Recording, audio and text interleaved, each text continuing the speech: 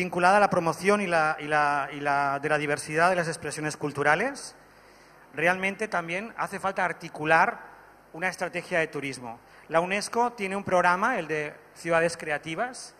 Recientemente, el año pasado, participábamos en la reunión organizada por el Gobierno de la República Popular China en Chengdu, ciudad creativa por la gastronomía, con una participación de estas ciudades, y precisamente se puso de manifiesto la necesidad de establecer sinergias entre cultura y turismo para apoyar la creatividad y, sobre todo, por las oportunidades que se generaban. Barrios y distritos culturales, los hoteles se planteó que se convertían también en promotores de la artesanía y del diseño.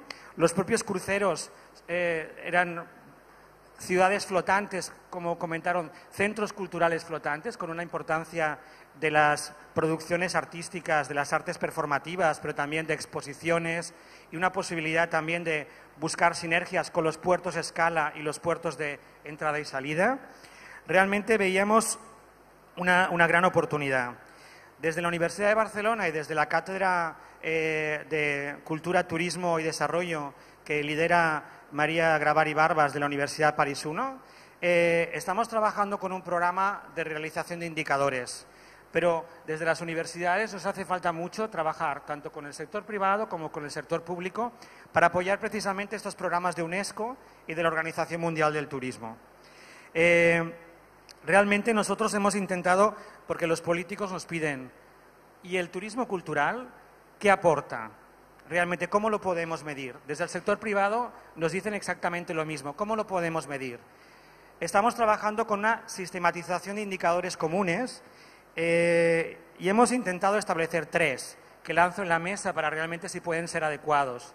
Uno era medir la motivación principal, pero también la motivación complementaria. El segundo era el número de actividades culturales y la duración que hacen los turistas en destino. Y el tercero era identificar el consumo de productos y servicios culturales. En el caso de mi ciudad, de Barcelona, hemos llegado a acuerdos con tarjetas como Visa o Mastercard que nos facilitan también los datos de consumo que hacen los turistas, ¿no? Con lo cual, realmente, nos encontramos en un momento bien interesante. Y bueno, como la idea es que se pueda generar debate, tenemos un panel que representa tanto al sector público como al sector privado en este ámbito tan interesante del turismo cultural y creativo, vinculado con la gastronomía, la música, el cine, la artesanía, el diseño, multimedia, nuevas tecnologías. Yo pasaré la palabra a nuestros speakers. Sí les voy a pedir, por favor, que hagan una presentación de estos 5 minutos y que sobre todo se pueda generar un debate con el público y que sobre todo podamos salir de aquí con una agenda, ¿no? Unas acciones. Es su tiempo. Haremos un seguimiento según la lista indicada y pasaríamos la palabra al señor Alain Ange, ministro de Turismo y Cultura de las Islas Seychelles. Thank you very much, Mr. Moderator. Today we are talking about living cultures and the creative industry. And I'm here probably just to be able to table what is the Seychelles experience in this field of living cultures and of the creative industry. Tourism for Seychelles is so important that it is today considered the only pillar of the Seychelles economy. Without tourism, there'd be no economy for these islands that have a total population of only 90,000 people. So it is a small group of mid-ocean islands on the equator, part of Africa, but that lives in total harmony because the people of Seychelles came from 5 groups of people: France, Africa, Great Britain, China, and India. But today, we are all intermixed, and you don't see 2 Seychellois that look alike. So we are probably the ideal basket or the melting pot of cultures. But for what we have to talk about today, we channel that whole creative industry or the living cultures through one ministry, which is the Ministry of Tourism and Culture, of which I sit as the current minister. The Department of Culture is more touched by what is on the agenda today. Creative industry policy, they drafted that. It was implemented and approved by the government, by the Council of Ministers, and that is today in place. This government framework provides or implements what is needed for the creative industry, the support of activities, the support of artists, to expand the island's creative industry. It is this framework, that policy, that enables the Department of Culture of our ministry to be able to move forward and tell artists, both performing and creative artists, this is the line that the government has opened the doors for you so that you can grow, you can find yourselves. But to bring culture and place it at the center of development of the Seychelles tourism industry was more a trying effort. Trying because of that competitivity for attention between tourism and the needs of the private sector and the creative industry, and in so doing, what we have as treasures of the island, for them to find their rightful place.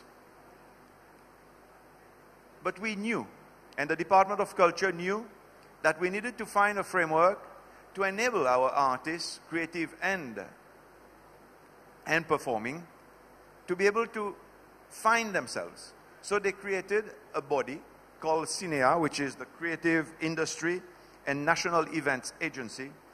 This body enables the Seychelles, the Seychellois people themselves, and our visitors to experience the authenticity of our islands through appreciating the creative and performing artists. It looks easy, but it is not easy. It is not easy because you are taking culture, opening it to visitors. Sometimes it can also cause that to be eroded in its authenticity. But the Department of Culture manages this, which is why they have the national troupe, the national choir, all attached to this one ministry through that department. The creative industry remains the avenue for us to develop community-based tourism and our national events list that opens the doors, opens the potential, and opens the visibility of what Seychelles has, that it finds dear to itself. And this is our culture. Through this approach, we put into place the Cultural District Awards, thus taking tourism to the grassroots level through cultural assets, or have tourism, as we say, Seychelles claims back its tourism industry because it's moved to the level of grassroots, to villages, to districts, and get people to say that this tourism industry is not only for the big entrepreneurs, but it is us. The islanders find themselves and find a way to be implemented themselves, to be involved, to be actively participating in this development. We've always said as a ministry that if the people themselves are not involved in the tourism management of their country, they don't benefit from it. You'll have a feeling of them and us. And this is when you hear often of island resorts or island countries, island destinations that have gone through the same fate, where the people find themselves reticent to the development of tourism, especially when you're taking culture, their culture, and selling it to be a selling point, a USP, a unique selling point of the islands for attracting tourists. But what is culture? What is what we say culture? 2 days ago, we visited that superb temple of historical value. Yes, I was even amazed by what this meant when you went through it. But we've all seen this picture before, but it's taken me this reality of being there to see it. And looking at the stream of people walking through it, you realize that such an asset is what a lot of people probably come here and expect to see, this archaeological marvel that sits here. For Seychelles, culture has become the base of its tourism industry. But culture is what every country has that is branded with each and every one of us by our very own DNA. It is the only thing that the country has that is theirs. It is your culture. And no country has a right to be ashamed of its culture, because when we say culture, we are saying people. If you are ashamed of your culture, you end up being ashamed of your people. So we say in the Seychelles, it is important that the tourism ministry, which is the same as culture there, must showcase our culture in its rightful way and put it at the center, because you are putting the people of the islands at the very center of the tourism development, and in so doing, the development of the islands themselves. But today, protecting our culture, we are realistic that no island can remain an island unto itself. You need cooperation. You need to work with others, as we are today sitting here, looking to the community of nations, to the UNWTO and UNESCO, to see how we can cooperate, how we can have a global vision of what we're doing. Us as islands, we've moved further already, because we are cooperating to the Vanilla Islands concept, the islands of the Indian Ocean. We are cooperating to the East Tree Route, South Africa, the Kingdom of Swaziland, Mozambique, and Seychelles. We cooperate through this sector. We have the Indian Ocean Commission, where we sit with it. We have the Indian Ocean Rim, where we sit with it, and that takes from Australia to the Middle East, including the Americas, because everything that touches the Indian Ocean, there is a place for us to cooperate.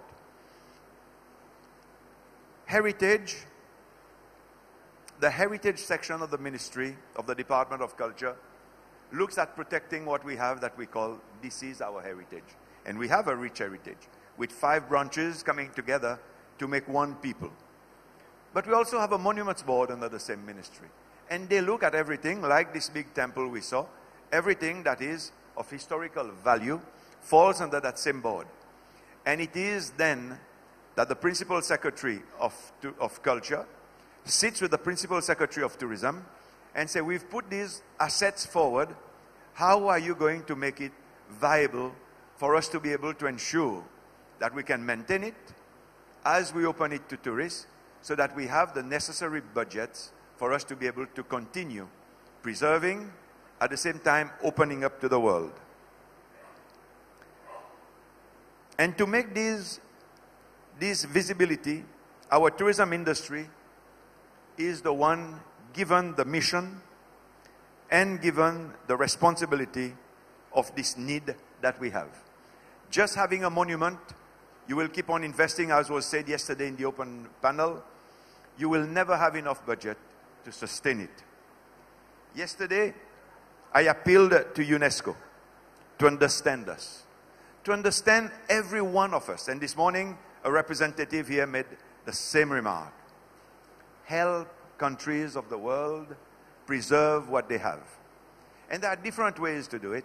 One is help us get it listed, because then it becomes a tourism attraction in itself. And I'll take, on my closing remarks, two items that we are looking at in Seychelles.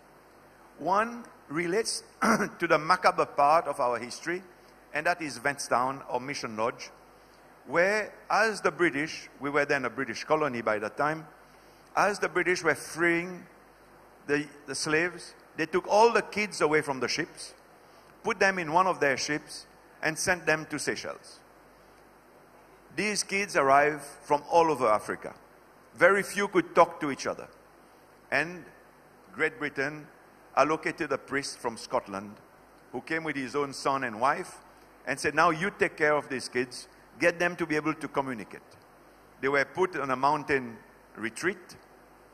Today, this mountain retreat has the best view of the islands, worth millions of dollars as a site for development. But the Department of Culture in the Ministry of Tourism and Culture is holding to this site and saying, UNESCO, help us get that declared a UNESCO site. Impossible. Too long. We need to write 10 encyclopedias because of the bureaucracy that takes place. We don't have the time, we don't have the resources, so this place is there, sitting, and probably in a change of minister, can be taken in and put all the rubbles on one side and say, that is fine, we will keep there and put a tag on it. And we will lose a site that has historical value for the whole of Africa, because all the kids came from different parts, but also Europe. You were trading in it, but you also had a priest whose own son died in this camp because he was caring for them and he died. And recently the department found the graves of the son together with the young freed slaves who were there together. I feel UNESCO does a disservice to the community of nations by not helping us declare this site a UNESCO World Heritage Site. The second one is one of these more intangible, is as Seychelles had that era from the French, through slavery to become English, the African slaves that were there developed over the years a song but using tam-tam drums. And they passed their messages this way. Amazingly, the British banned it. Banned it, but they still did it, and you never knew through the bushes and through the fields who was playing the drums. And this Mutia song today, which is still very popular. It is, we have dances of it, we have it everywhere, with a big bonfire in the middle. We are trying to get it declared as an intangible UNESCO product. Again, you need to write an encyclopedia. It is so hard for small communities who want to preserve something. Instead of having helped, we are being discouraged and saying, let it fall, drop it, or do it by yourselves. This is where my appeal of this meeting should help UNESCO move from being bureaucracy to being practical and come down to the people that are of the different countries and help them move forward. Such assets are important to us. Of course they are important. But they're important to the minister at the end of the day who believes in it. You can have one that comes from a business world who would not believe in it, and then you find that these assets, cultural assets of a country, are then eroded and they slowly disappear. To end, ladies and gentlemen, and you, Mr. Moderator, it is important for us to appreciate all of us, because this forum is also tourism and culture. Tourism remains a very fragile industry. It is a very volatile industry. When you have a little disturbance, riots or diseases, and today you find diseases popping up that you never knew existed. Cows go mad, birds get flu, and you don't give them Panadols. I mean, all these things are things that are popping up in this world of today. We eat a lot of fish because we are surrounded by the sea, and I would not be surprised one day you'll hear that a fish has got a new virus. But recently we saw Africa. 2 or 3 countries of Africa touched by this Ebola disease. And they were in one region of Africa. They were not the whole of Africa. That is, 54 states make Africa. But when I had to travel to China to go and tell China that Ebola was concentrated on some villages, and it wasn't Africa that was touched, because we were losing business and tourists and flights were being cancelled because of a disease that touched West Africa on the outskirts, not even in cities. So when the source markets of our tourism industry sneezes, we catch a flu with a very bad fever. It is important, therefore, that we appreciate to give our tourism industry a better base. It is to bring culture into it. The discerning traveler of today wants more than just sun, sea, and sand or mountain retreats. They want a bit more, and it is culture. Thank you, Mr. Moderator.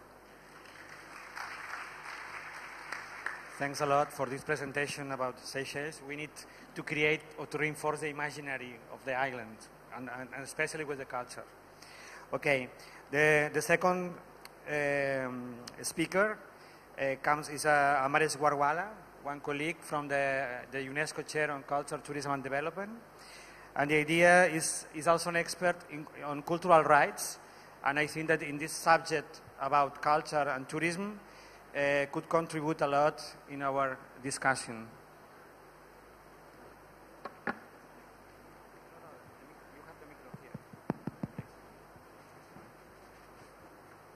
Thank you, Chairperson, and thank you to UNWTO and UNESCO for creating this space. I'm an Indian-educated Australian based in Denmark, but working mostly in Afghanistan and Vietnam. And it's a complex life, but 37 years of working in the field, I have some suggestions here. First and foremost, I want to refer to His Excellency, the Minister from Seychelles. It's really important in the message that he has given that we do not forget the Samoa Declaration of SIDS, Small Island Development States, which Seychelles played a very important role. And this is about poverty alleviation. And there are 52 small island development states that will be in the UN General Assembly when sustainable development goals will be debated. They're very powerful. And so they need to address what we are talking about over here. But also not only the 52, I can give you one example of India. India is a major supporter of SIDS, whether it's Trinidad, Jamaica, Fiji, through the support for the diaspora communities and their cultures. So the power of the small island development states, Minister, is extremely important in the advocacy. My second thing is that the previous session, I don't know are there any speakers from the previous session still here?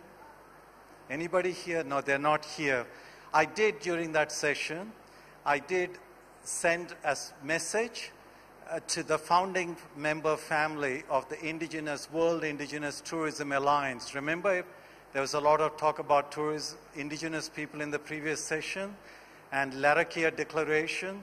The woman, the elder, Larrakia elder, Mary Mawuka Lee, who welcomed everybody for the Larrakia Declaration, sent me the message with a recommendation. I know at least some UNESCO people are here, UNWTO people. This is a very important recommendation for you. And I asked the chair for his permission to read this out, which was sent to me during the session. I couldn't present it. I had my hand up. There are a lot of hands up. Very simply, all she said was, this is Mary Mawuka Lee, who is a Larrakia elder from Darwin, who is involved with the declaration of Larrakia Declaration and the foundation of World Indigenous Tourism Alliance. She said, Waku. Waku means son in Gupupunyu language. Waku, son. Tell them this is wonderful what they're doing in, here, UNESCO, UNWTO. But also tell them that, yes, we will meet in Vancouver in 2 years' time as World Indigenous Tourism Alliance. But it's very important that our voices are also heard in this mainstream conference. Otherwise, we'll once again be marginalized. And I think that's a very important point, that this is the first conference, it's an opening, it's a first step. The next conference, it's really important to have the World Indigenous Tourism Alliance presence, in the next conference. If you would take that up as a recommendation, I would really appreciate it. Now, getting back to my own existential crisis between different countries, I just want to first mention, yesterday I wore a batik shirt, today I'm wearing a batik shirt. It comes from Pekalongan. Pekalongan is where the National Batik Museum is in Indonesia. It was inscribed as a part of the UNESCO Creative Cities Network last year. In 2009, it was on the representative list of intangible heritage of UNESCO. But why this is worn is that it's very simple. It's batik. We all know batik. But batik is used in Indonesia, not only at the cabinet level, but at the local government level, presidential level, and in the way people wear the batik as part of the creative industry of a living culture in Indonesia. But of course, it's also there, Malaysia, many other parts of Southeast Asia, and India too. And so I just wore that to say that creativity is not something that you have to import, add on. It's living, everyday part of our lives. The second thing that I want to show you is this very simple, Little Sun. It's a very famous artwork by the Danish artist Olafur Eliasson, who designed it with the engineer Frederik Ottesen. Why this I'm showing is, 1.6 billion people in the world do not have electricity. A lot of children even if they go to school, when they go home, there's no electricity to do homework. So this was designed by a very famous artist and an engineer working with him. And 180,000 of these little suns have been sold. But every time you buy one in a Nordic country, there's one given free in Africa, mainly Ethiopia to begin with. So that children, can do their homework in the evening. So that shop owners who don't have electricity, can they run their business after hours? And it goes on your backpack. It's used in ecotourism by backpackers in Nordic countries, in many countries. And the solar panel at the back, it charges every day. And then in the evening you can use it. And that's 4 hours of very good light. And that's 5 to 6 hours of good light. So this is what creativity is creating solutions, bringing artists into poverty alleviation. But this is also very popular with campers in Western countries everywhere, at nighttime when you're camping. So it works in ecotourism, it works for poverty alleviation. Since a declaration was signed at the beginning of this meeting, I wanted to make this point that we really need to walk the talk. More of the same will not do. That's what Ban Ki-moon said in 2012 at the Rio Plus 20 meeting. So just reflecting on my own work for 37 years, especially with UNESCO as the producer and editor of the flagship volume for the 40th anniversary of the World Heritage Convention in 2012, I had the privilege of looking at case studies from 190 countries, but also 26 were selected through an editorial process and published. So what lessons are there to be learned? Because that's what my moderator said, what lessons? And there are two important lessons to begin with for us in this conference. One is the nexus between culture, tourism, and development in terms of discourse is still very poorly addressed. The poverty of the discourse of the nexus between culture, tourism, and development needs to be understood not from a monolingual, monocultural, homogenizing point of view, but with respect to the Universal Declaration on Cultural Diversity that UNESCO adopted, all countries of the world adopted on the 2nd of November 2001 in the aftermath of September 11, 2001. Very important that we need to have multiple voices embedded in what we are doing. So that nexus needs to be understood. But in that nexus, it's not more of the talk, but that we need both qualitative, quantitative indicators as to how we measure the nexus. Without the indicators, it'll only be talking, not walking. And we have excellent models from environmental conservation and environmental metrics to use how we value culture. So the second lesson is that the models and modalities of participation that have existed needs to be rethought. We need to think new ways of engaging with communities. Simply because if you look at Rio Plus 10 in Johannesburg, I'm going back deliberately because the Ethiopian accreditor of NGOs in Johannesburg at Rio Plus 10, she burst into tears in the meeting. I was working for the presidential office at that stage, saying that 91% of NGOs dealing with sustainable development came from 7 Western countries. So it's very important we need these donor countries, but the donor scenario has changed. BRICS countries, I'm sorry, I'm not a minister, but I don't have, give me a couple of minutes, please. But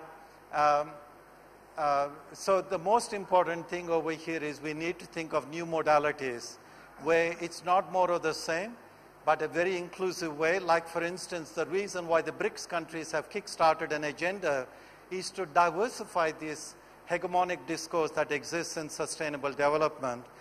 Now, in terms of moving forward very quickly, I've sent it to the organizers. Hopefully they'll be on the web page. Inclusive design. Design that's inclusive of multiple voices, you know, driven by local knowledge systems and local creativity. And we all talk about experiential tourism, but experiential tourism, we should not present people as performing people within the context of tourism, but how do we actually take into consideration and enable and empower local creativity so that experiential tourism actually gives authentic, quality experiences that people take away, respecting the cultural diversity of humanity. Transparent governance. Transparent governance is always talked about top-down in terms of money and accountability. But transparent governance is also important in understanding, respecting, and honoring the creative, the excellence of creative communities. And that needs to be transparent as well. Value-driven leadership. We know that good governance is value-driven. So what values are we espousing as we talk about new partnerships? That needs to be very clear about the complexity that we deal with social, economic, cultural, and environmental sustainability. And that's why UNESCO has been so strongly advocating that culture needs to be the fourth pillar embedded within the post-2015 development agenda. And finally, productive diversity. We know from research, you know, in Australia, Canada, many countries, that in fact, if you actually honor cultural diversity and creativity, it's good business. So creativity within the context of what we are talking about, new models of partnerships, is actually good business. And it would diversify the resource base, it would diversify the experiential base that we are seeking. It would ultimately become the critical factor for sustainability of responsible tourism in sustainable development. So I appreciate your patience listening to me, and thank you very much for the opportunity. Thanks a lot. Now, our next speaker is Hansjürgen Schmölzer, the project director of the Creative Austria. Thanks a lot. Thank you. We've been talking a lot about destinations and cultural heritage at this conference so far. I would like to invite you to flip the perspective and not talking about the sites where we are going to, but talking about the people who are the mobile people who are going through courses of creativity from one spot to the other. This is a focus of our work. We've been doing, for instance, for 2 European Cities of Culture. In the European Union, we have a program that's called European Cities of Culture, where the European Union every year selects 1 or 2 cities for becoming such a city. This title in the last 20 years was almost in all cases rewarded to cities between, let's say, 100 and 800,000 inhabitants, so not metropolitan areas. And this was for good reasons, because many of these cities, especially in Europe, had to face some structural changes in their economic structure. There has, for instance, in some cities there has been a decline of former ancient industries, and they had to ask themselves, how can we redefine our cities? And when it comes to these questions, one of the most important aspects is who are the people who can redefine a city? Who are these people who can make new creativity within such cities, and where do they come from? And if you take a closer look, let's say, to cities which have a background with strong university and research background, you will see that at least 20 or 30% of the people are in one way or the other engaged in some sort of creative work. Most of you who are here at this conference are doing, to some respect, creative work. And we were asking ourselves, what are the habits of these creative people? What is the mobility of these creative people? So we're not so strongly focusing on developing a product and an offer to people who are coming there, but what is the interest of them? What is the way they are living? And I would like to tell you a short story about this. It was 1.5 years ago when one of the leading designers of an Oscar-winning animation film offered a workshop in a small city close to London. And within, let's say, not more than 1 day, more than 2,000 people from all over Europe registered and popped up in this small city, and the tourism organization of this city didn't even know about this. The people who gathered there were all had some sort of creative background. This is not to say that they are creative professionals, but they are, to one way or the other, interested in a creative work. And some of these people, one of them was a young 3D artist, then came back to Austria and went a few weeks later to people she met there to work together with them in a project in Berlin. What I want to say about this, these people are extremely mobile, but their mobility is not a matter of tourism. They don't regard themselves being tourists most of the time when they are traveling. And I think this is a very important lesson that we have to learn when we want to get in contact and in touch with these young creatives and this creative society. Because on the one hand, it is for sure that they are the opinion makers within their own peer groups, and you can observe this, of course, from the social media, and Helena, I would assume, can tell a little more about it. And we investigated the content that people are contributing in the social networks, on the one hand on tourist platforms like TripAdvisor, but on the other hand on other platforms. And for Austria, the government tried to launch a program that tried to establish a better understanding between this creative branch on the one hand and the tourism sector on the other hand. Because it has been mentioned several times in this conference so far, there is, of course, some sort of reservation between these two branches. They don't understand each other very well. Leading projects like European Cities of Culture help these two areas to understand them better, because they have to get into a deeper conversation. But what interested us was, what are the contents that the people are not sharing in social networks, but could be of interest to them? And then we got a step deeper into our research, and we tried to find out, okay, I will come to the end, and we tried to find out what drives them.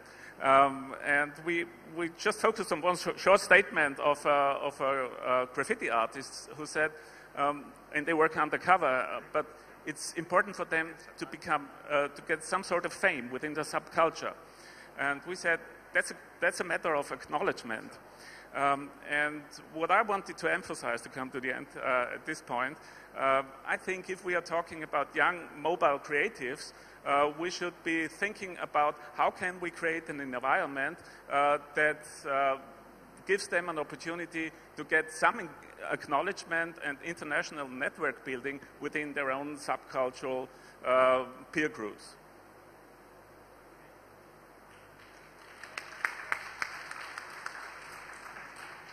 Thanks a lot. Sorry because we have a timetable very small. Okay, next speaker is Alain, is Director of Industry Relations of TripAdvisor. I think that it's also a nice perspective, no? To show how the social media is changing the culture and tourism. Thanks a lot. Thank you. Can you hear me?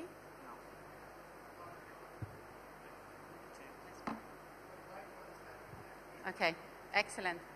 Thank you. I wanted to really bring the traveler into the picture. And when we say, I'm talking a little bit different than my actual speech, sorry for the translators. But when we talk about TripAdvisor as a user-generated platform, it's very much a platform for businesses and destinations. So first of all, a little overview. I hope most of you have heard of TripAdvisor. We get over 350 million people on the site every month, and this is unique people. We have more than 200 million reviews and opinions. We've got more than 4 million businesses listed, and this is an important number because these 4 million businesses include very small non-profit attractions, cafes, and so on. These sites operate in 45 countries and in 28 languages, and we get 120 pieces of content every minute, which is massive. So if you think every minute, 120 pieces of new content is produced. And this is done by 60 million members. So TripAdvisor is very much a community platform for everyone. We also have a part of the company that's called TripAdvisor for Business. And this is an important part for anyone who works in tourism. It enables you as a destination, as an attraction, as a museum, as a cafe, as obviously accommodation, to list yourselves, to upload images, videos, and more importantly, engage with the travelers who are already writing about you. So there are a lot of businesses in this world who don't necessarily know that they're already listed. We white label with various companies, but we also allow the travelers, when they have an amazing experience in a little place, in a slightly unknown place, they will go and list that. We recently acquired a company called UNWTO, which you may have heard of. So we want to expand the fact that over 50% of our traffic comes from mobile. So we have become a platform that is used in destination. So it's really important that your destination and your product is listed and you interact with that. We also purchased a company called Tripboard, which really uses the locals. So as a local person, you can offer your services. So you can offer a pickup from the airport, show people around your destination, cook them a meal at your home. Tripboard is all based on a local community and local people proud of their own country and their own products. Our recent research showed that one of the key things why people travel is no longer, oh, I want to lie on a beach. It really is unique and interesting experiences. They want to enrich their understanding of the world. And this is what culture and local culture and cultural heritage sites are all about. We also award destinations who have done very well. And I'm really excited to say that our #2 destination in the world, announced in December, and apologies for my pronunciation, is Sihanoukville here in Cambodia. #2 destination in the world. Amazing, huh? And this is based on the people who travel. They reviewed and rated this place second highest in the world, above New York's, London's, anywhere else. Vietnam, Da Nang was the #1. So we're talking about places that are not top of mind places. We want to expand the horizon of the travelers and make sure that they write about these places. And the last thing, I said I was going to be brief, and the last thing I wanted to mention is use this community. So I read a review, okay, it's a little controversial, and as this is a UNESCO conference, I'll let you go and find this review yourselves. But this is an Australian traveller who has visited 30 cities, written almost 200 reviews. And she's recently visited the temple in here, and she said UNESCO has a responsibility to protect this sacred site, but so do you. And this reviewer has actually written about how you should behave in this specific site. So respect it. And these reviews are incredible. So as a person who works on this heritage site, it's fantastic to respond to this and continue this education. Because this education can come from the community as well. It's really important to engage with the travelers and make sure that we all actually expand that message out. We all want tourism, but we all want to protect the cultural sites. So I hope that was useful. Thank you.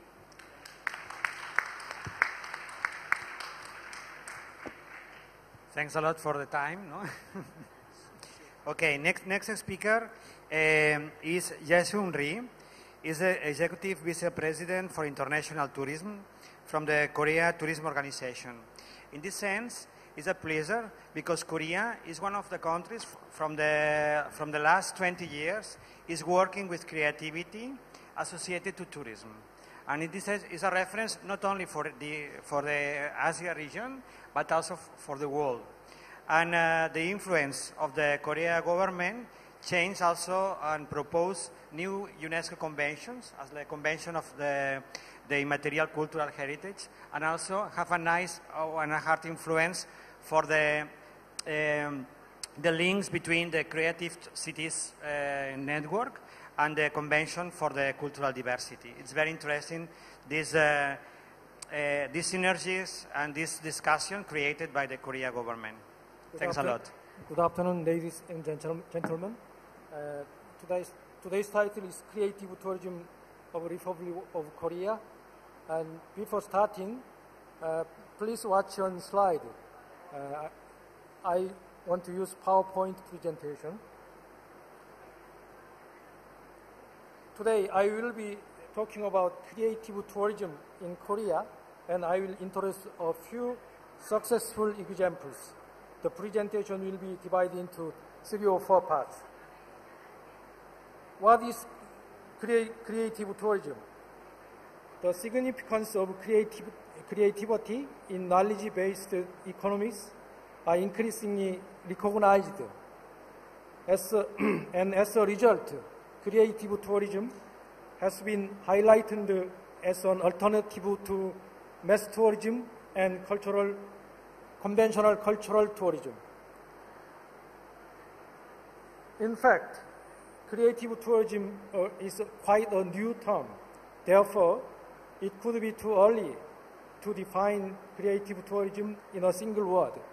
However, it can be understood as the integration of tourism and creative industries, thereby creating high value. Let's look at features of creative tourism. First, creativity, innovation, convergence, technology, economic impacts, and sustainability. Ultimately, creative tourism aims for economic growth and job creation. In Korea, creative tourism is also understood as an important fact for economic growth. Key creative tourism areas in Korea are generally recognized as culture-based, IT-based, and industry convergence-based tourism. Now, I would like to introduce Hallyu tourism as an example of creative tourism. Hallyu tourism can be a good example of creative tourism in terms of industry convergence and high value creation. Hallyu tourism connects tourism with other industries such as film, music, performance, and gastronomy, thereby enhancing the added value. Hallyu is a neologism referring to the increase in the popularity of Korean pop culture. As you can see on this slide, Hallyu fans visit Korea mainly because of their interest on Hallyu. They visit drama filming location, attend K-pop concerts, go on culinary tours, purchase Hallyu products, and even take Korean language classes. Hallyu is one of the most attractive cultural contents that increase demand in tourism and generates economic benefit in Korea. Speaking of economic benefits, it was estimated at approximately $4.6 billion in 2010 alone. Its contribution to the Korean economy is quite significant. If you see on this slide, you can understand why Hallyu is such an important cultural asset for the economic growth of Korea. Moreover, Hallyu contributed to improvement of Korea brand value. In this section, I will briefly show Korea marketing activities to make the most use of Hallyu tourism. Drama filming site tours are popular. Recently, Hallyu fans have been actively searching for locations featured in Korean dramas. 3 K-pop towns are being planned by major entertainment companies of Korea. They will provide a one-stop K-pop tourist attraction. Some tour packages also include Hallyu event, such as fan meeting, birthday party, walking tours with the celebrities, and more. Because of lack of time, I'm skip some slides.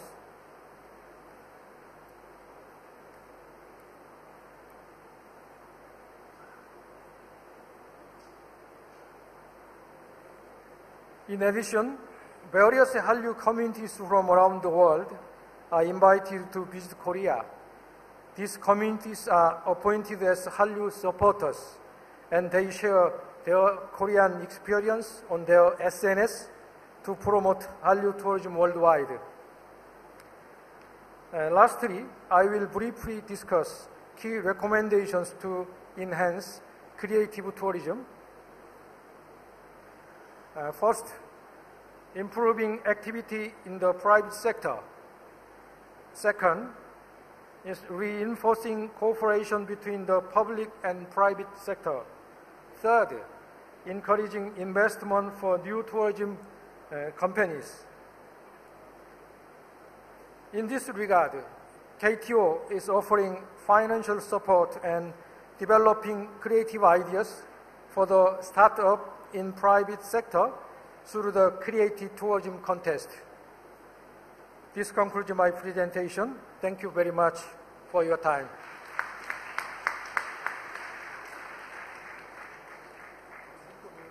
Perfect. Well, and the last speaker is Yu Jing, the Regional Director for ASEAN, the Pacific region from the United Nations World Travel Organization. Thank you, Jordi.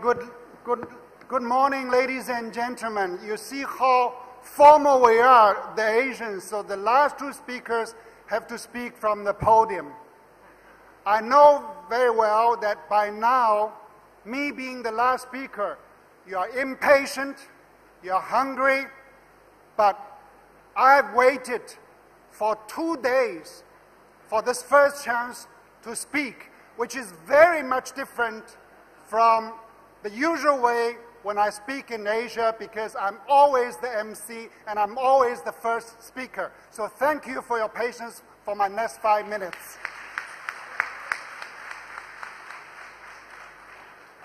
I'm extremely excited today because this is the first time ever that we, the tourism people, are getting married with the cultural people at the world level. So we must congratulate ourselves for this historical and iconic moment of ours.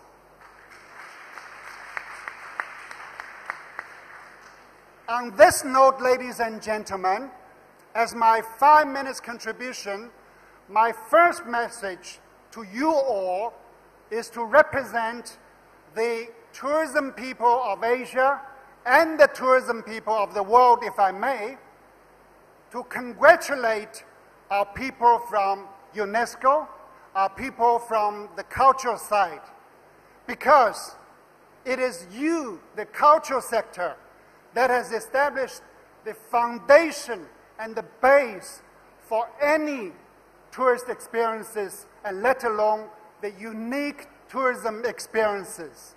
It is you, the cultural sector, that has allowed the tourism people to enhance our agenda to a much broader agenda of socio-economic development.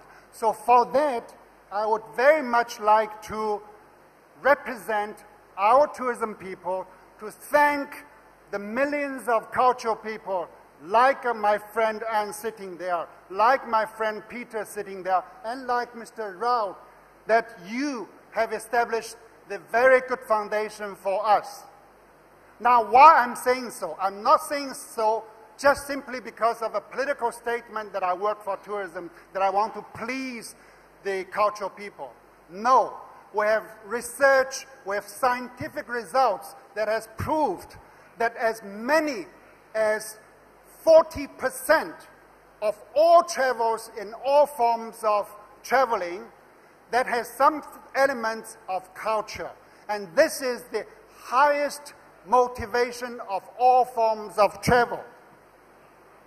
And it is because of that that I wanted to ask you to think together with me that the culture sector is actually one of the main driving force behind our tourism motivation. So this is extremely important for you guys to remember. On the other hand, I cannot only talk about culture. I am a tourism man. So it is tourism which brings 1.some billion international travelers. It is this driving force that has helped the global cultural dialogue. This is my first message that I wanted to highlight to all of you, ladies and gentlemen. Now, my second message is to ask you to think together with me with some good examples of how and why I'm saying so. Imagine, without the homestay in Japan, in Korea, and in China, in those temples, how can you understand the Asian culture of tranquility? Imagine if you have not visited the Golden Pagoda in Myanmar, the beautiful places in Luang Prabang, and the charming Wat in Thailand.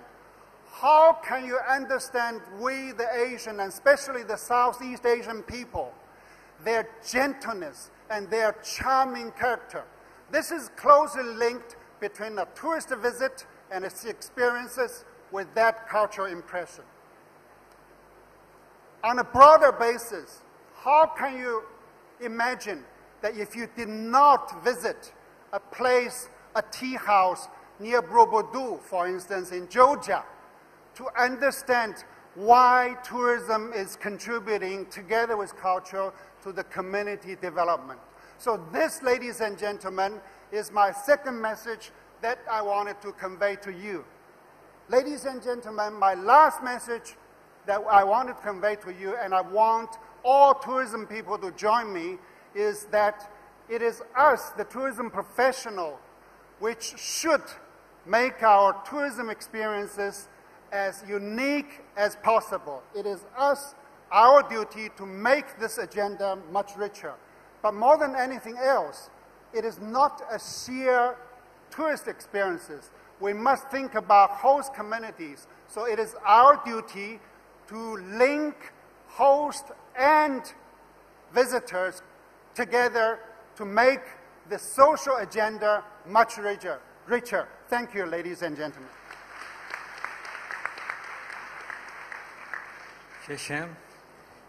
Thanks a lot for all the speakers, because you talk with just in time.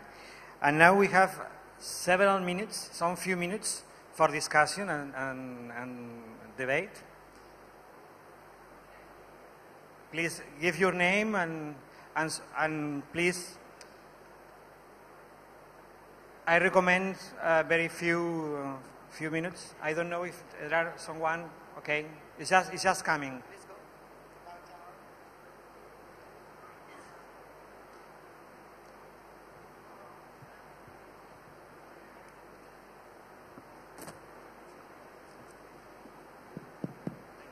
Thank you very much. I'm Magnus Bartlett. I'm a cartographer. I'm based in Hong Kong. I'm mapping the world's culture, starting off with ASEAN and the Silk Road. And, there's 200 plus countries, so it's a big job. And I'm very much in favor of travel, of course, because it's how I make my living. But there's an elephant in the room, and I don't mean the elephant terrace. The elephant in the room is air transport and the very serious imprint on our fragile planet's ecosystem. what I'd like to do is not complain about this not being on the agenda this year, but I would like to ask UNESCO and UNWTO next year, when I hope you'll have another event, to please invite people from the aviation industry. We all know people like Martin Craigs, who I know would love to have been here, to come and tell us what we can do with the aviation industry to mitigate, not to stop people traveling, but we can't go on loading the atmosphere with carbon without discussing it. So please, could we have it on the agenda next year? Thank you very much.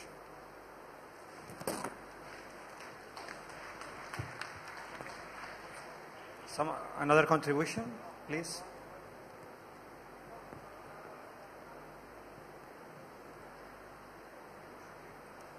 Hello, greetings. I'm a journalist from Korea who used to work for Hallyu Tourism, entertainment tourism, as part of the Seoul metropolitan government. While I was working in tourism development, utilizing Korean pop culture like K-pop drama, as Mr. Lee mentioned in the presentation, attracting massive tourists, the biggest challenge I had was to guarantee the intellectual property rights to the owners.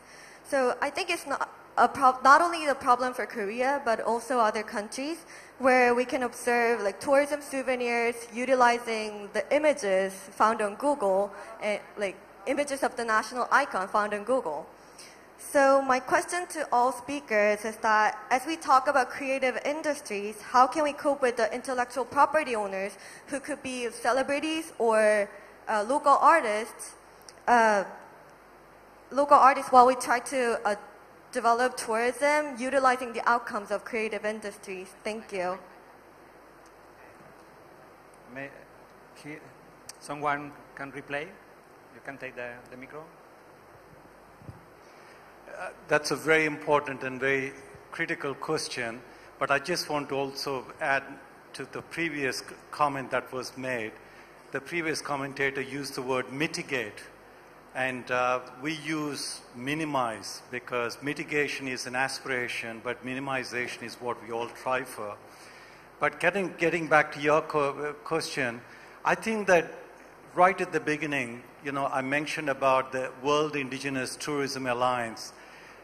It should not be treated as a deficit model, indigenous people at the margins. It's the indigenous people who've actually addressed very strongly the question that you're asking.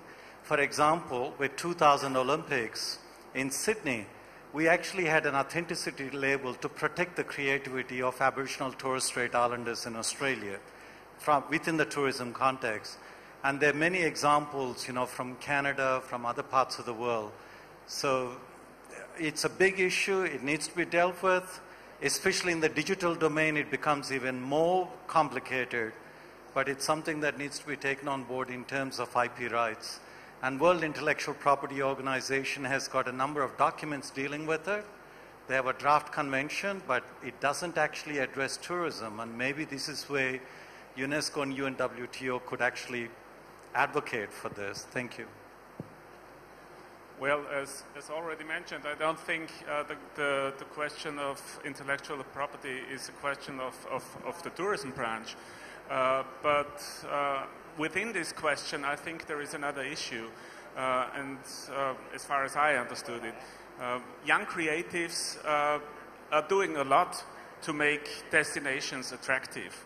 And tourism is profiting out of this work, even if there is not everywhere and at every time a mutual understanding or even professional mutual links. So, and this is what I tried to emphasize before. What we tried to establish with our Creative Austria program in Austria was to raise this understanding by means of storytelling, more or less. And that led to the result that, at least one can say for the bigger Austrian cities, that the tourism management in these cities now has a complete different understanding about creative work of contemporary creatives than they had 10 years ago. After having had two European cities of culture in Graz and Linz, this was a great challenge for the whole tourism branch to understand how contemporary cultural work and contemporary creativity works. And by the course of the time, they found out what the profits can be. And we made a research 5 years after these projects and tried to find out what were the sustainable results. And it was not the investments in new museums or things like that. The most sustainable results was the establishment for the young creatives of their own international professional networks that they could be working with in the ongoing years. And they are exchanging themselves among their international community, and they are creating mobility through causes of creativity. Thanks a lot. Sometimes we have two more questions. In order to inform you, some countries are also developing policies for creative tourism, but they need to create policies to reinforce the creative industries. In this sense, Saudi Arabia is now promoting a program in creative industries to create the program on creative tourism. We have one here and after here, and we need to close. Okay, my name is Peter Wong. I'm the executive chairman of China Chamber of Tourism. I've been engaged for a long time with UNWTO on their programs, but this time we're certainly glad to see the marriage of UNWTO and UNESCO. I'd just like to share two points. Number one, in the tourism industry, we always say that we focus in the 6 E's, which I've been hearing in the past 2 days on a lot of speakers. And I hope that will also be shared in UNESCO. The 6 E's, I think many of you could also name it. It's economy, employment, education, enlightening, and now two more most important things is the environment and exchange of culture. And I think these 6 E's really cover, and I hope Mr. Xu Jing would bring this up with the UNESCO people as part of your caddies in the marriage. Now, the second point I'd like to bring up is that hearing Mr. Ri from KTO, Korean Tourism Organization, talk about the integration of culture into tour. I've been very honored to be invited by KTO previously to talk on cultural heritage development. I hope to share, maybe Mr. Ri could respond. Actually, one of the most successful cultural program, I would say, recently is from Korea. In 1998, the government took initiatives to put in a lot of funds to start inviting all the scholars and experts, professionals, to study the history, authentic history of Korea, and then invite the entrepreneurs to join in. And thereafter, they come up with a lot of cultural products that applies to tourism as well. And so maybe Mr. Ri can expand the Korean cultural program a little bit more to share with all of us. We have the last question in the here, there.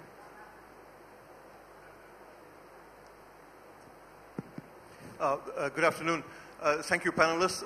I have two questions, one for Mr. Galla and one for the gentleman from Seychelles. Mr. Galla, you mentioned in very quick passing a reference to 91% of the NGOs coming from 7 countries. And you mentioned the need you described it as contributing to some kind of a hegemonic discourse. I'd be very keen for you to just take a minute to elaborate on that. How exactly do you think many of these NGOs presumably are here to contributing to what they believe to be positive situation. But if you've got a contrary opinion, which it seems as if you do, I'd be very keen to hear a little bit of an elaboration on that.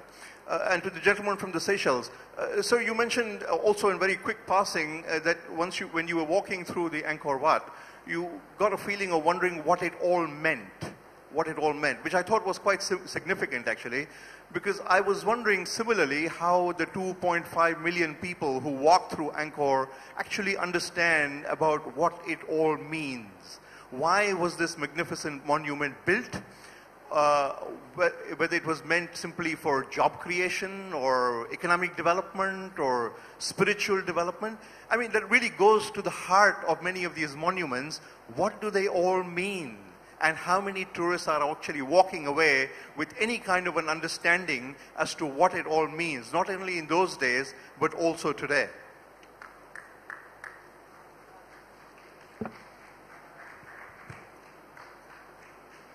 Thank you for that question. I think the whole question of civil society engagement is critical in this discourse. I mentioned about 91% of, sorry, the person who asked the question has disappeared. And 91%, thanks for reincarnating in the audience again. Yeah, and 91%, I was not mentioning it as something negative. I was saying this is fantastic. This is great, the civil society engagement, but we need to diversify it. We need to diversify it. A lot of these NGOs from 7 Western countries have got their own offices in Africa, Asia, and elsewhere. But the challenge is, where are the benefits? Like a few years ago, about more than 10 years ago, there was an ABC Four Corners program in Australia, how 81% of money spent on Aboriginal people in Australia never gets to Aboriginal people, because it's a very big industry. So if you look at the National Aboriginal Torres Strait Islander Tourism Industry Strategy in Australia, this is something we strongly advocated, is that in fact there should be primary beneficiaries. Where are the primary stakeholders? What are the benefits to them? So that was what I was trying to emphasize. Yes, we need those 91%, but we also need the remaining 109% that are invisible in Africa, Asia, and Latin America. We need to all work together in an inclusive framework. Thank you. Thank you for your question about my walk through this famous temple yesterday. And last night, I saw the same thing at the dinner. I think Mr. Rifai yesterday, when he spoke, gave the answer already. Preserving, you have the storyboard of what happened in the past. But that storyboard is best told through this marriage that we are now doing, through UNESCO and UNWTO, through culture and through tourism. It is that storyboard that will come alive through tourism. Yes, I went through this famous temple, and I'm still unsure about it.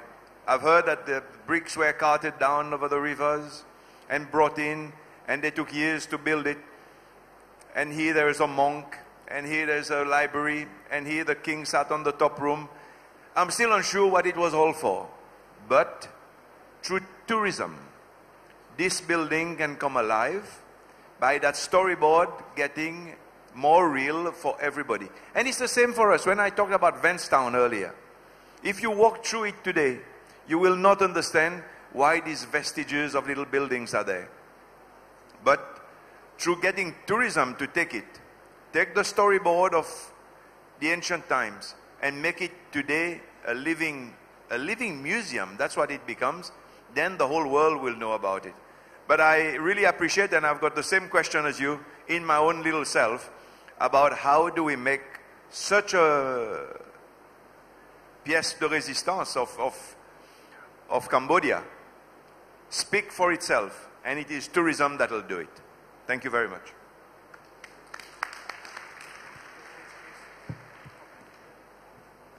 Thanks a lot to our speakers. Thanks a lot to you to share with us this second session. The discussion is open, if you like, to send comments to include in the conclusions of the session and in the conclusions of this international meeting. You can send us by email, if you like, or in the desk, just in the main entrance. Thanks a lot, and we come back here at 2 o'clock, no? Okay. Thank you very much, Jordi. Thank you to all our distinguished speakers. A round of applause to the session.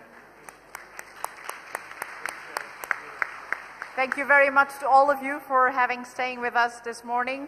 Lunch will be served in the Palm Garden outside, and I would like to, today, thank the Ministry of Culture, Sports and Tourism of the Republic of Korea, who will be kindly hosting us with a very special musical performance directly from Korea today here in Siem Reap. I would also like to take the opportunity, as Jordi mentioned, we have just emailed all the registered participants the draft declaration that will be read this afternoon. I would like to remind you this is a draft by the organizing committee. We have established a deadline of the 20th of February to receive your comments so that we can incorporate them and finalize the declaration in a way that reflects everyone's opinions and views, and then make it public by then. Enjoy your lunch, and please be sharp at 2 o'clock. Thank you.